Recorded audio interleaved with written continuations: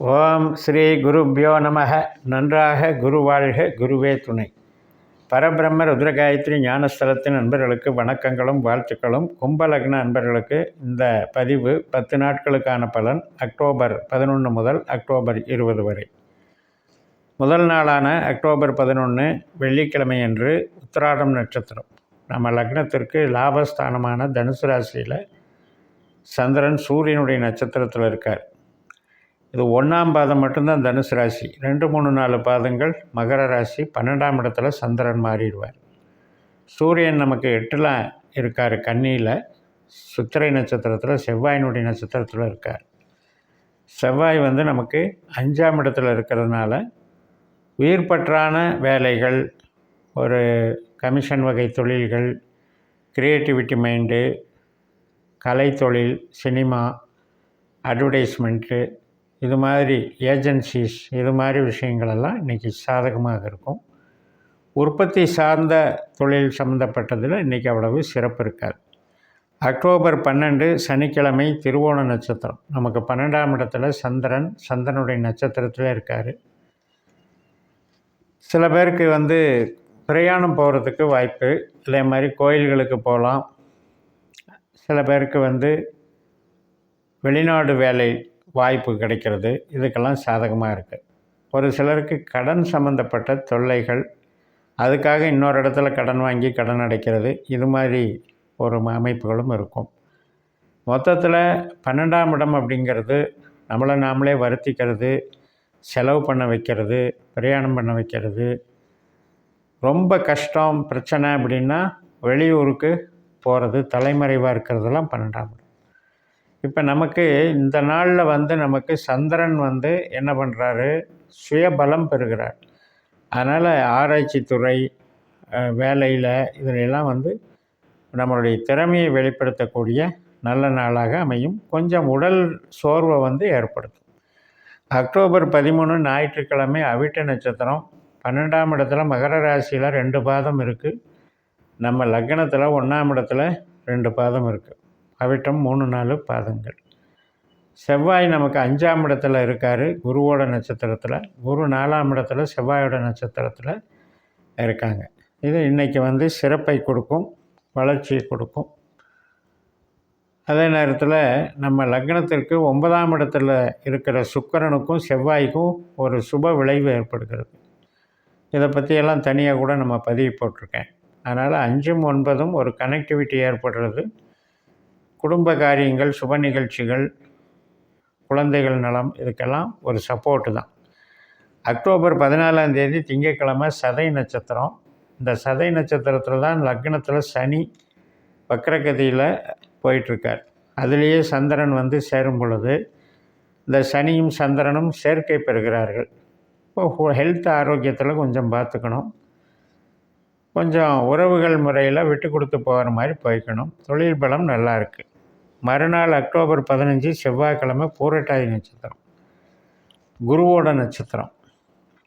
குரு நமக்கு 4ஆம் இடத்துல செவ்வாய் நட்சத்திரத்தில் இருக்கனால இன்றைக்கி சிறப்புகள் கிடைக்கும், தனலாபங்கள் பெருகும், உற்பத்தி சார்ந்த தொழில்கள் நல்லாயிருக்கும், வளர்ச்சி பெறும். ஃபைனான்ஸ் டீல் பண்ணுறவங்களுக்கும் சிறப்பாக இருக்கும். தொழில் பலம் மிக்க நல்ல நாளாக இருக்கும். வீடு, கன்ஸ்ட்ரக்ஷன், வாகனம், இது எல்லா தொழிலையும் நல்லாயிருக்கும். ரியல் எஸ்டேட் பண்ணுறவங்களுக்கும் சிறப்பாக இருக்கும். வீட்டுக்கு தேவையான பொருட்கள் வாங்குறதுக்கும் சிறப்பாக இருக்கும். அக்டோபர் 16ஆம் தேதி புதன்கிழமை உத்திரட்டாதி நட்சத்திரம். 2ஆம் இடத்துல சந்திரன், 2ஆம் இடத்துல மீன ராசியில் தான் ராகு அதே உத்திரட்டாதி நட்சத்திரத்தில் போகிறதுனால சந்திரன் ராகு செயற்கை பலனை தர்றாங்க. அதனால் இன்றைக்கி ஓரளவுக்கு பேச்சுக்கு இன்வால்மெண்ட்டு, பணம் சம்பாதிக்கிற இன்வால்மெண்ட் ஆகும். ஆனாலும் கொஞ்சம் அலைச்சல் இருக்கும். மிகப்பெரிய எதிர்பார்த்த பணவரவுங்கிறது கொஞ்சம் தட்டுப்பாடாக தான் இருக்கும். ஆனாலும் இந்த ராகு என்பவர் ஈடுபாட்டை குறைக்க மாட்டார். ஏதோ ஒரு வகையில் நம்ம முயற்சியை பண்ணிக்கிட்டே இருக்க வைப்பார்.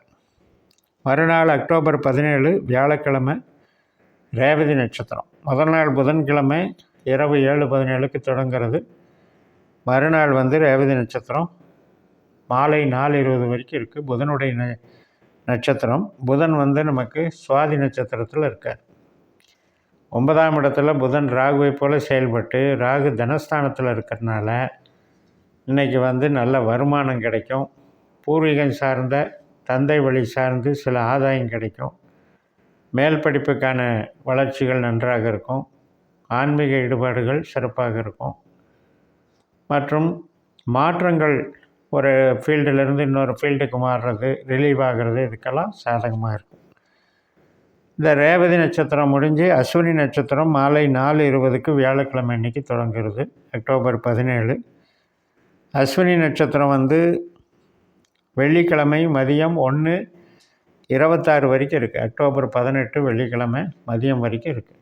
இப்போ கேது நட்சத்திரம் நமக்கு 3ஆம் இடத்துல சந்திரன், 8ஆம் இடத்துல கேது. அதனால் மெசேஜ் அனுப்புறது, தகவல் தொடர்பு, ஒருத்தரை சந்திக்க போகிறது, இதில் எல்லாம் கொஞ்சம் தவறுகள் நடக்கும். அதே நேரத்தில் நம்ம ஒரு டாக்குமெண்ட் சம்மந்தப்பட்ட டீல் பண்ணுறது, கருவிகளை உபயோகப்படுத்துறதுலாம் கொஞ்சம் மிஸ்டேக் ஆகலாம். அந்த மாதிரி நிகழ்வுகளை இந்த நாளில் வந்து அவாய்டு பண்ணிக்கோங்க. பரணி நட்சத்திரம் மதியம் 1:26 தொடங்கி மறுநாள் சனிக்கிழமை அக்டோபர் 19 காலை 10:46 வரைக்கும் இருக்குது. சுக்கிரனுடைய நட்சத்திரம். சுக்கிரன் வந்து அனுஷ நட்சத்திரத்தில் போயிட்டுருக்கார். நமக்கு 10ஆம் வீட்டில் விருச்சிக ராசியில் சனியோட நட்சத்திரத்தில் போயிட்டுருக்கார். அதனால் இன்றைக்கி தொழில் பலம் நல்லாயிருக்கும்.